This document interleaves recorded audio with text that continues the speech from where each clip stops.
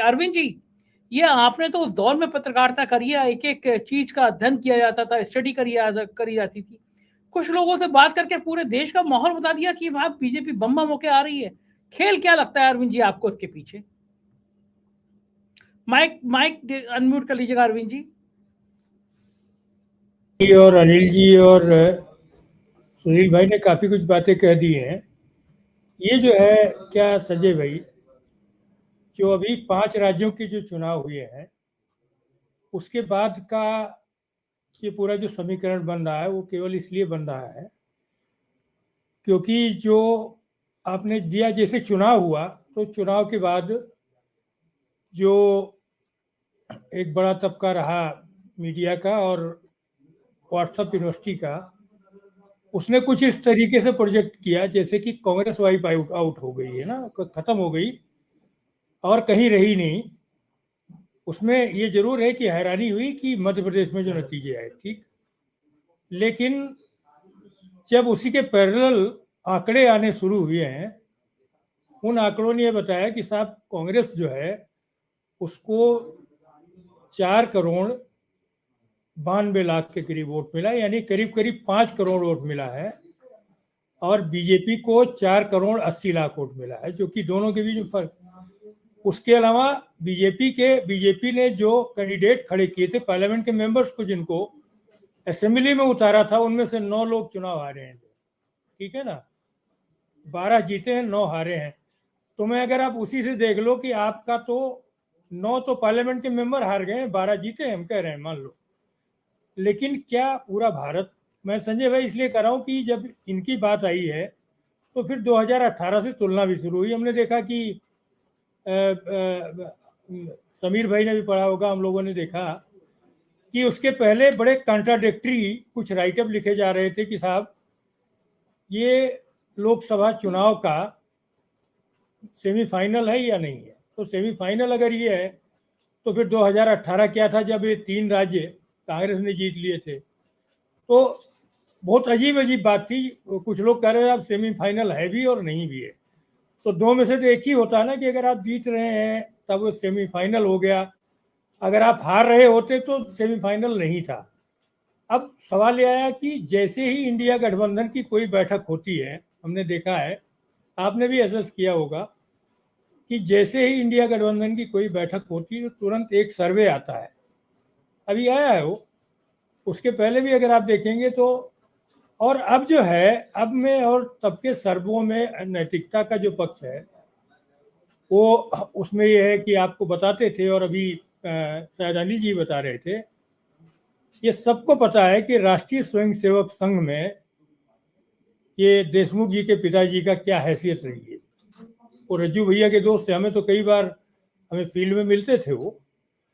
तो जब इस टाइप के लोग, मतलब एक तरह से कहिए कि वो उस टाइप का सर्वे बता देना जो आपका मन कह रहा है, तो आप की इच्छा है कि आप क्या लोगे। जैसे ये मैयत और खुशी में उसका एक तबका होता है कि इसको आप दोनों में जिस मौके आप मौका बताओ कि आपको क्या। तो इस टाइप के ऐसे समूह इस समय बने हुए हैं संजय भाई कि आपको दिखाना क्या था। आप कहाँ आप अंडमान निकोबार में कोई किसी और को एक वोट नहीं मिलेगा ये चाहते हो, तो इस तरह करने से नहीं। क्योंकि डेमोक्रेसी जो है ना संजय भाई, इतने वर्षों के बाद, मैं आपको बताऊं, अभी चंद रोज पहले मैं किसी मित्र को बात कर रहा था तो मुझे एक बात हमेशा याद आती है, क्योंकि मैं पिछले कई वर्षों से, जो बाबा साहब का जन्मदिन जब होता है तो मैं बड़े आराम से 2-3 घंटे पार्लियामेंट स्ट्रीट पर घूमता हूँ, और मैं जब घूमने में एक बात को जब देखता हूँ तो मेरे मन में बड़ी खुशी होती कि ऐसा आदमी जिसकी शर्ट भी ठीक से नहीं है, मतलब फटी हुई हो या ठीक से कपड़ा भी नहीं पहना है, वो संविधान की किताब को 400-500 रुपए में खरीद रहा होता है पूरे पूरे मोटो से। तो ये चीज ये है कि वो ये बताती है, मैं आपको बताऊँ, हर बार आप में भी जो लोग अनिल जी हैं दिल्ली में आके देखेंगे 6 अप्रैल को पार्लियामेंट स्ट्रीट पर पूरा आप घूम जाइए, आपको पता चलेगा सबसे ज्यादा कौन सी किताब बिकी है। तो आपको पता चलेगा संविधान की किताब सबसे ज्यादा बिकी है, सबसे ज्यादा जो है। और बड़ी बड़ी महंगी महंगी से लेके बड़ी सस्ती एडिशन जो अलग अलग है, सब ने हर।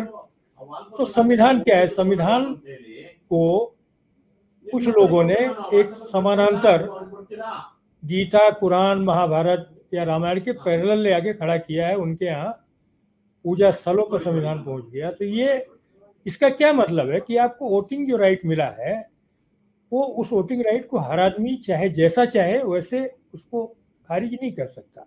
और ये है, वोट है।